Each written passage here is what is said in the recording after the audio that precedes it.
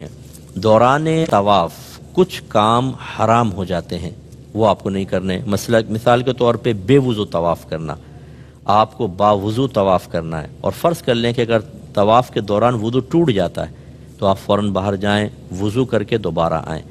अब आप ये देख लें कि अगर आपने कम अज़ कम 3 चक्कर पूरे कर लिए थे तो, या 4 चक्कर पूरे कर लिए थे लिल अक्सरी हुक्मुल कुल के तहत, तो फिर तो आप आगे ही कंटिन्यू रखें। लेकिन 4 से कम किए थे तो फिर नए सिरे से आपको तवाफ़ स्टार्ट करना चाहिए। लेकिन बेवुज़ू तवाफ़ करेंगे तो फिर इसके ऊपर जुर्माना आयद होगा, ये अच्छी तरह याद रखें। अच्छा, जो लोग शरई माजूर होते हैं, जिनको बार बार क़तरात आने के मसाइल होते हैं, या किसी बहन को जैसे इस्तिहाज़ा होता है, ब्लीडिंग होती रहती है मुसलसल, तो ऐसे लोग जो हैं वुज़ू करें और तवाफ़ करें। चूँकि इनके साथ शरई उज़र है, आपका दौरान तवाफ़ जो है वो कोई मसला नहीं है, आप इसी हालत में तवाफ़ कर लें, आपका कोई मसला नहीं होगा। लेकिन जो लोग जिनके साथ सही शरई उज़र नहीं है, उनको वुज़ू करना लाजिम है। इसके अलावा दूसरे जो है कि बहुत बड़ी एहतियात चाहिए कि हालत एहराम में सितर ना खुल जाए। अब होता यह है कि जो मर्द हजरात होते हैं, ये बाद वक़्त ख़ास तौर पे जिसके पेट बड़ा होता है, वो एहराम पहनता है, तो वो मर्द के लिए नाफ के सुराख से लेकर और घुटनों के नीचे तक का हिस्सा बदन छुपाना फ़र्ज़ है। अब वो ढलक जाता है पेट से, नाफ से नीचे तक का हिस्सा नज़र आ रहा होता है, गुनाह है। ऐसे ही जब हम चलते हैं तो ज़रा एहतियात करें कि ऐसा एहराम ना पहन लें कि रानें खुली हुई नज़र आएँ, घुटने और रानें, ये बाद वक़्त होता है हवा से या वैसे ही, मतलब ये कि खिंच जाते हैं। इसमें बड़ी एहतियात करनी चाहिए, ये दौरान तवाफ़ भी मना। इसी तरीके से याद रखें कि बिला उज़र व्हील चेयर पर आपने अगर तवाफ़ किया तो ये गुनाह है, इसमें दम लाजिम होगा, बिला उज़र नहीं कर सकते।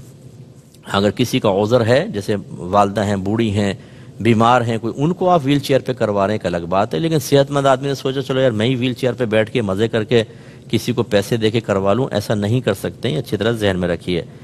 इसी तरीके से हतीम जो है, वो हतीम कहते हैं, वो बाउंड्री वॉल आपने वाइड देखी हो, दौरान तवाफ़ आप हतीम के अंदर से नहीं गुजर सकते, उसके बाहर से गुजरेंगे। अगरचे वो काबतुल्लाह का, चूँकि वो काबतुल्लाह का हिस्सा है, वो रह गया था तामीरात से, और नबी करीम ने उसी हैत तो उसको कायम रखने का हुक्म दिया, इसलिए उसके अंदर से नहीं निकलेंगे बल्कि अतराफ से निकलेंगे। और इसी तरह अगर 7 चक्करों से कम आपने तवाफ़ करके छोड़ दिया, 5 चक्कर करके चले गए, तो आप गुनाहगार होंगे, क्योंकि 7 चक्कर कम अज़ कम होंगे। और मकरूह काम जो दौरान तवाफ़ है वो भी ज़रा जहन में रखें, फजूल गुफ्तगू करना, खामखा बातें, तबसरा है, वो देख फ़लाँ, वो देख चाइना वाले, वो मलेशिया वाले। अरे भाई, आप अल्लाह की बारगाह में खड़े हुए हैं, अल्लाह की रहमत खुसूसी तौर पे आपकी तरफ मुतवज्जे, इस तरह की फजूल बातें करने का क्या फ़ायदा।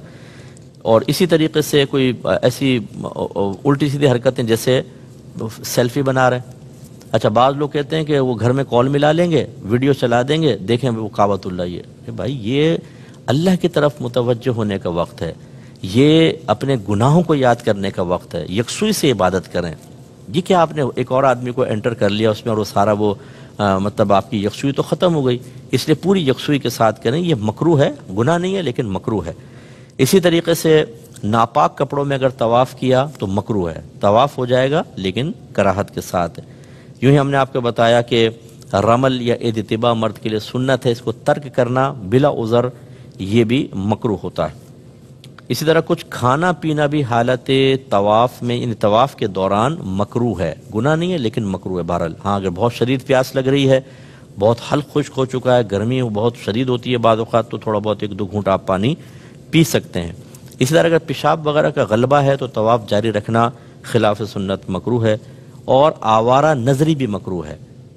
आवारा नजरी का मतलब दाएं बाएं देखना, नए नए चेहरे होते हैं, पूरी दुनिया से लोग आए होते हैं, कहीं चाइना से, जापान से, मलेशिया से, ईरान से, इराक़ से, तो वो आदमी देखता रहता है चेहरे। अमूमी तौर पे मैंने देखा है कि वो फिर यकसुई नहीं रहती। आवारा नजरी नहीं होनी चाहिए, अपनी तवज्जो सिर्फ अल्लाह की तरफ रखें। अच्छा, काबतुल्लाह की तरफ देखना मना नहीं है। मैंने आपको पहले कहा कि उलमा से और मुफ्तियान किराम से मसला मालूम करें। अगर आप लोगों से मालूम करेंगे, हर एक अपनी अपनी बोली बोल रहा होगा। और ये भी मैं आपको बता दूं, किसी ने 10 हज किए हों और 50 उम्रे किए हों, आलिम नहीं हो जाता। ये कोई ये कहे हमने तो जी 50 उम्रे किए हैं, हमें पता है कि क्या करना है। नो, उम्रे करने से इल्म का कोई ताल्लुक नहीं है। आप मुफ्तियान किराम से मालूम करें। जब आप तवाफ़ कर रहे हैं, अगर काबतुल्लाह को देख के तवाफ़ कर रहे हैं, कोई हर्ज नहीं, आप उस तरफ नज़र कर सकते हैं। सीना ना फेरे काबतुल्लाह की तरफ, तवाफ़ ऐसे ही होगा, यूँ नहीं होगा। لیکن آپ دیکھ سکتے ہیں کعبۃ اللہ کو، برکت ہے بہت زیادہ، اس کو دیکھنے میں کیا مسئلہ ہے۔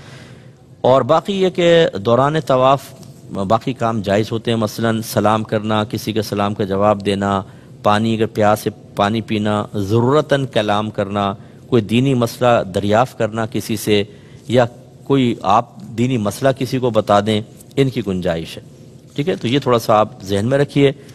اس کے بعد سعی کے بارے میں بھی میں کچھ چیزیں آپ کی خدمت میں ذکر کر دیتا ہوں کہ اس میں بھی آپ کو خیال کرنا ہے۔ سعی میں یہ ہے کہ آپ بیٹھ کر بلا عذر سعی نہیں کر سکتے، یعنی ویل چیئر کے اوپر اگر آپ صحت مند ہیں، ویل چیئر پہ نہیں کر سکتے، دم لازم ہو جائے گا، تو آپ کو پیدل ہی کرنے ہوگا۔